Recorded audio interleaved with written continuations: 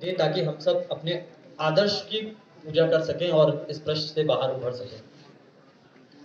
अगर आप पूजा करना चाहते हैं तो प्रश्नों के बाहर जाना पड़ेगा। प्रश्नोत्तर से पूजा नहीं की जा सकती। जानने और मानने के दो अलग अलग क्षेत्र हैं। मानने के क्षेत्रों पर वितर्क नहीं होते हैं और जानने के क्षेत्रों का कोई अंत नहीं है। तो पूजा करनी है तो इन प्रश्नों के बाहर जाना है। समझने की बात जहां तक है, जितने भी श्री राम के चरित्र रचना करने वाले महापुरुष हुए हैं, महर्षि वाल्मीकि से लेकर के आज तक जिनकी कोई गिनती है, जो कोई अस्तित्व में है, उनमें से किसी ने श्री राम को दोषी नहीं माना है और जानकी को विक्टिम नहीं माना है। ये इस देश में नारी चेतना का जागरण करने के बाद उसमें जो लीडरशिप की बात आई है, या एक कुछ खास तरह की विचारधारा जो देश में आई, जो भारतीय प्रतीकों को मलिन करने की योजना पर काम करती थी, उन्होंने आरोपित किया है। मैं केवल एक उत्तर इसका दूंगा, यद्यपि मैं इस पर बहुत बार बोलता रहा हूं। व्यष्टि और समष्टि परक चरित्रों की अवधारणा है हमारे यहाँ। जब कोई व्यक्ति समाज के प्रति उत्तरदायी होता है तो उसके व्यक्ति जीवन के सुख और उसकी रुचियां महत्वहीन हो जाती हैं। आज जो हमारे समाज में बहुत बड़ा आरोप है कि सत्ता में बैठे हुए लोग व्यक्तिवादी हो गए हैं, परिवारवादी हो गए हैं, अपनी रुचियों अपनी इच्छाओं के अनुरूप चल रहे हैं।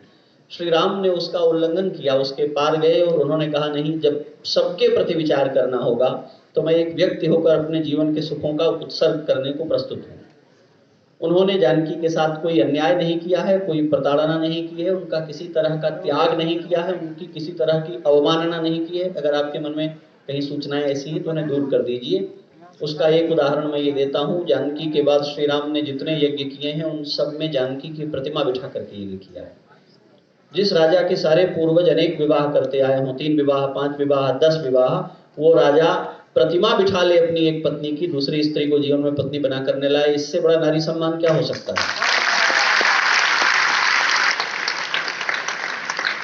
तो ये राम ने प्रमाणित किया है। इससे बड़ा कोई पत्नी तो नहीं हो सकता है कि स्त्री के रहने पर भी उसका साहचर्य नहीं है तो उसकी प्रतिमा रख करके राम ने किसी अन्य को स्थान नहीं दिया।